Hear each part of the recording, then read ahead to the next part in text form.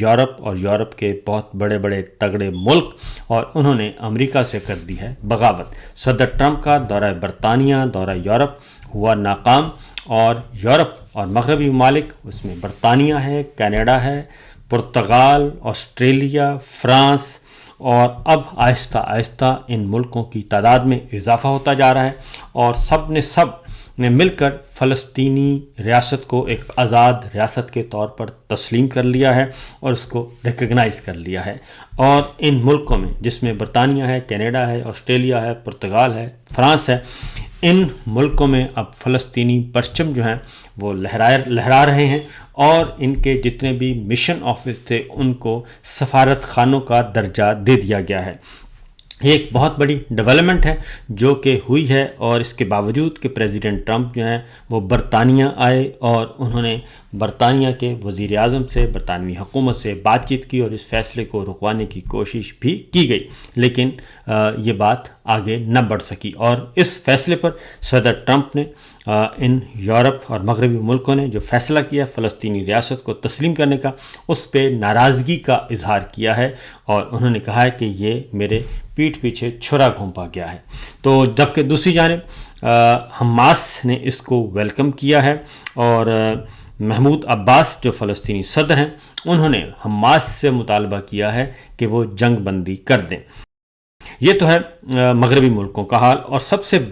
سے زیادہ احتجاج اور سب سے زیادہ آواز بھی مغربی ملکوں سے ہی بلند کی گئی، جو غزہ میں غیر انسانی سلوک کیا گیا، جو قتل و غارت گری کی گئی اور بے گناہ لوگوں کو شہید کیا گیا، اس کے بارے میں سب سے زیادہ آواز بھی بلند ہوئی مغربی ملکوں میں، اور لاکھوں لوگ جو ہیں وہ احتجاج کرتے رہے۔ جبکہ ہمارا جو ملک ہے، ہمارا مملکت خداداد پاکستان سمیت اسلامی ملک جتنے بھی ہیں، اور خاص طور پہ عرب ملک جو ہیں، وہاں پہ بالکل چوں چراں بھی نہیں ہوئی۔ صرف ایک یمن ہے، ایران ہے جو کہ مزاحمت کر رہا ہے، اور جبکہ ہمارے ہاں بھی پاکستان میں بھی اس وقت مکمل پابندی ہے اسرائیل کے خلاف بات کرنے میں، اور فلسطین کے حق میں یا غزہ میں جو مظالم ڈھائے جا رہے ہیں ان کے حق میں کوئی بات کی جائے، ان کے حق میں کوئی جلوس نکالا جائے، جلسہ کیا جائے، اس پہ مقدمات ہوئے ہیں دہشت گردی کے۔ یہ تو ہے صورتحال، اور یہ ہے منافقت اور دوغلا پن۔ تو مغربی ملک کہیں سے کہیں پہنچ گئے۔ اب ہمارے حکمران کیا کر رہے ہیں؟ مسلم حکمران وہ پہنچے ہوئے ہیں، UN جنرل اسمبلی کا اجلاس ہے، سب کے سب باجماعت پہنچے ہوئے ہیں نیو یارک میں، اور وہاں پہ ملاقات آج وہ کریں گے صدر ٹرمپ کے ساتھ۔ ان ملاقاتیوں میں جو سربراہان شامل ہیں، سعودی عرب ہے، UAE ہے، قطر ہے، اردن ہے، انڈونیشیا، ترکیہ، مصر اور پاکستان بھی شامل ہیں، اور سب کے سب آج ملاقات کریں گے۔ اور یہ ان میں سے کچھ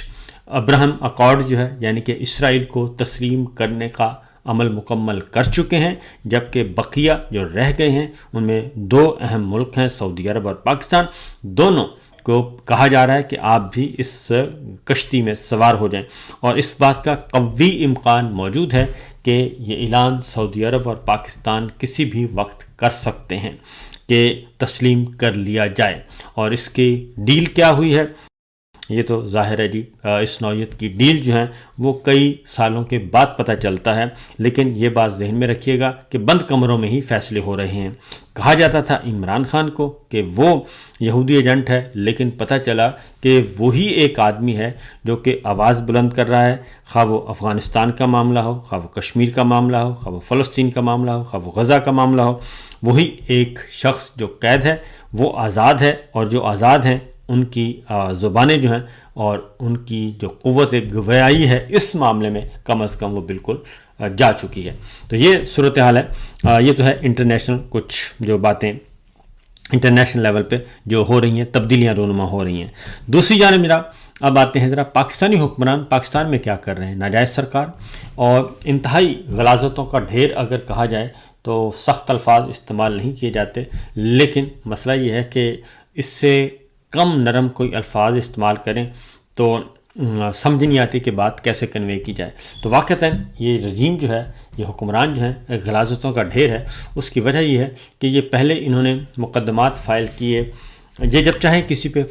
کفر کا فتویٰ لگا دیتے ہیں، جب چاہیں یہ بیانیے ایسے خطرناک بیانیے بنانے کی کوشش کرتے ہیں کہ جس سے فرقہ واریت پھیلے ملک میں اور مذہبی منافرت پھیلے، اس طرح کے کام بھی یہ حرکتیں کرتے رہتے ہیں۔ تو اس سے پہلے بشریٰ بی بی اور عمران خان پہ جو نکاح پہ اور عدت کا جو غلیظ ترین کیس بنایا گیا، اب ایک اور کیس، ایک اور تماشا لگانے جا رہے ہیں۔ میں ایک بات ضرور کہوں گا کہ وَتُعِزُّ مَن تَشَاءُ وَتُذِلُّ مَن تَشَاءُ، وہ شخص جیل میں بیٹھ کے بھی اللہ تعالیٰ اس کو عزت سے نواز رہا ہے اور اس کو عوام میں پذیرائی حاصل ہے، وہ جیل میں بیٹھا ہے، لیکن یہ جو جیل سے باہر آزاد حکمران ہیں، ان کے پاس حکمرانی بھی ہے، پروٹوکول بھی ہے، سیکورٹی بھی ہے، بڑے بڑے اقتدار کے ایوانوں میں آنا جانا بھی ہے، لیکن عزت نہیں ہے۔ اور وہ عزت اس لیے نہیں ہے، یہ اپنی حرکتوں سے باز نہیں آ رہے، غلیظ ترین گفتگو، غلیظ ترین الزامات اور ایک کیا کہنا چاہیے بلو دا بیلٹ جو ہے یہ حرکتیں کرتے رہتے ہیں۔ اور یہ آج کے نہیں کر رہے، یہ بہت پرانے کر رہے ہیں۔ محترمہ بے نظیر بھٹو کے ساتھ بھی انہوں نے یہی کیا تھا، محترمہ فاطمہ جناح کے ساتھ بھی یہی کیا تھا، اور اب بھی یہ سلسلہ چل رہا ہے۔ محترمہ بے نظیر بھٹو صاحب کے خلاف تو انہوں نے باقاعدہ طور پہ ساندہ روڈ لاہور میں ایک آفس بنایا ہوا تھا، پروپیگنڈا سیل بنایا ہوا تھا خفیہ، اور وہاں پہ یہ سارے جو ہے وہ وہاں پہ ایک کردار کشی کا ایک اڈہ تھا، اور اس کے جو کردار کشی کے اڈے کے اہم ترین جو رکن تھے سرغنہ، وہ اس وقت ان کے لیے لابنگ کر رہے ہیں امریکہ میں۔ تو بہرحال اس کی کچھ تفصیلات آ بھی چکی ہیں۔ تو اگلی خبر ہے کہ یہ اسلام آباد ہائی کورٹ میں عمران خان اور بشریٰ بی بی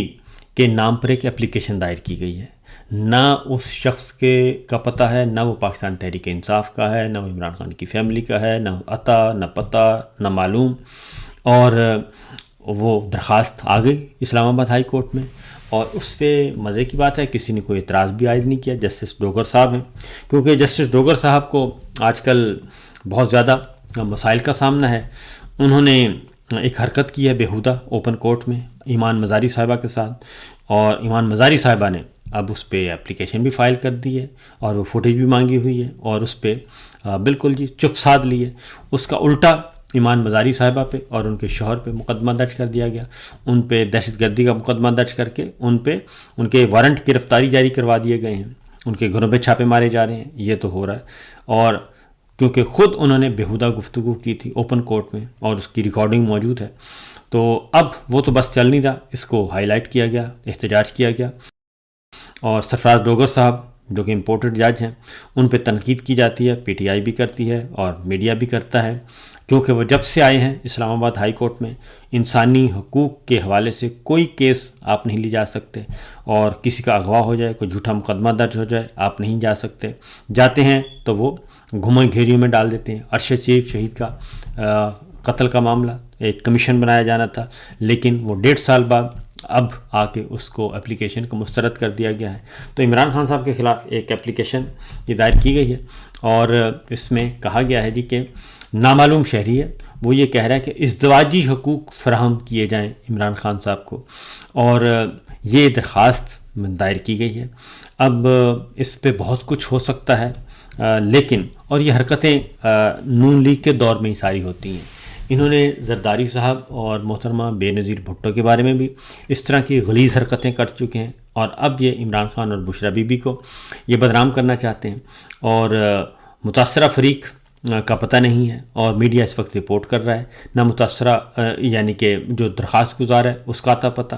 لیکن نہ پی ٹی آئی کی جانب سے یہ درخواست دائر کی گئی ہے۔ پی ٹی آئی نے اس پہ لا تعلقی کا اظہار کیا، لیکن وہ درخواست آج اوپن کورٹ میں لگا دی گئی ہے،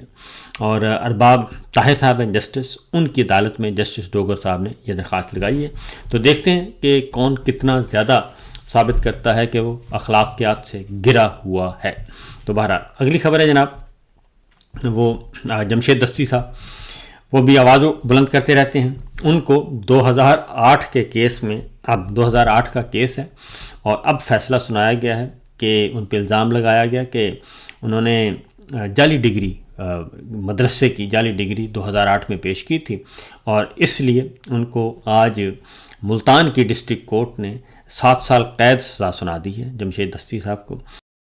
اور ان کا قصور بھی یہی ہے کہ وہ بولتے ہیں اور اس جعلی نظام کے خلاف بھی بات کرتے ہیں، لیکن 2008 کے بعد اب آ چکا ہے جناب 2025، یعنی 17 سالوں کے بعد ان کو آج 7 سال قید سزا سنائی، کیونکہ اس سے پہلے ان کو ڈی سیٹ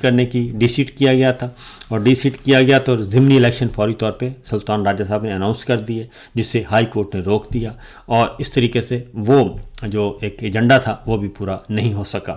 ایک طے شدہ پلان تھا۔ اب آتے ہیں جناب اگلی بڑی خبر کی طرف، اور وہ خبر ہے وادی تیرہ میں کشیدگی جو ہے وہ بہت زیادہ بڑھ چکی ہے، اور نہ صرف کشیدگی بڑھ گئی ہے بلکہ معاملات وہاں پہ کافی سنجیدہ ہیں اور رنجیدہ ہیں، اور وہاں کے مقامی عوام بھی اور وہاں کے ایم این ایز اور ایم پی ایز جو ہیں وہ بھی سراپا احتجاج ہیں۔ علی امین گنڈا پور صاحب نے کوشش کی ہے ایک کروڑ روپیہ معاوضہ دینے کا اعلان کیا ہے۔ 25 سے زیادہ شہادتیں ہوئی ہیں، 9 خواتین ہیں، 6 بچے ہیں، باقی بزرگ بوڑھے باقی لوگ ہیں، اور سب کے سب بے گناہ ہیں، اور اس پہ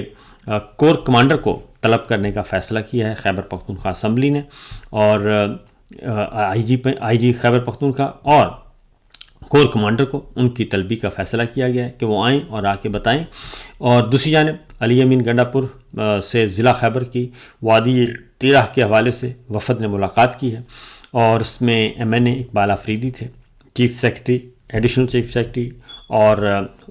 چیف سیکرٹری اور داخلہ، ہوم سیکرٹری، کمشنر پشاور سمیت دیگر حکام موجود تھے، اور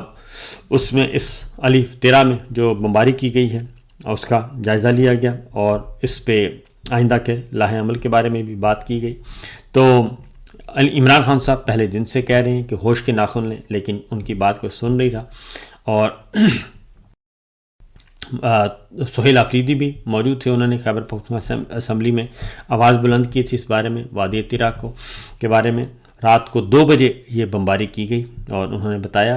اور مقامی لوگوں پر مارٹر اور بم برسائے گئے، 25 افراد کی جانیں ضائع کی، خواتین اور بچے بھی شامل ہیں، اور اس کی ذمہ داری انہوں نے کہا 100% سیکورٹی فورسز پر عائد ہوتی ہے اور کسی پر نہیں ہے۔ آزادانہ طور پہ